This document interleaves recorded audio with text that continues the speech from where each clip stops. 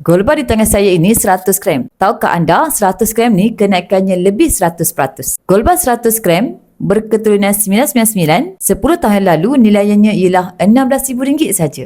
Hari ini anda tahu tak berapa? Hari ini RM57,000. Banyak kan? Tapi tahukah anda, di sebalik kenaikan harga emas, sebenarnya kita perlu bayar duit yang lebih banyak untuk dapatkan kuantiti emas yang sama. Bila mana duit makin jatuh, bukan saja emas yang mahal, semua barang pun mahal. Kos sara hidup meningkat, kos perkhidmatan meningkat, kos pendidikan meningkat. Sebab itulah, untuk simpanan jangka masa panjang, jangan simpan dalam bentuk duit. Simpanlah dalam bentuk emas. Kerana emas ni kalis inflasi. Kerana bila anda tukarkan duit simpanan jangka masa panjang ke dalam bentuk emas, sebenarnya anda telah menyelamatkan duit simpanan anda daripada inflasi dan juga kejatuhan ringgit. Tahukah anda, duit bukan diciptakan untuk disimpan, tapi untuk memudahkan transaksi. Duit yang nak disimpan 2 tahun ke bawah, simpan dalam bentuk tunai kerana anda nak guna untuk berbelanja. Tapi kalau anda tak guna, duit itu disimpan 2 tahun ke atas, simpanlah dalam bentuk emas.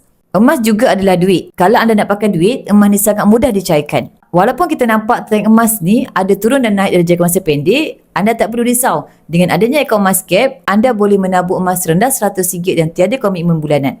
Bagi anda yang berminat nak alihkan duit simpanan jangka masa panjang ke dalam bentuk emas, boleh isi borang sign up untuk saya daftarkan Tuan Puan sebagai ahli public gold. Kemudian saya akan guide Tuan Puan dalam cara dan langkah-langkah simpanan emas yang terbaik untuk Tuan Puan.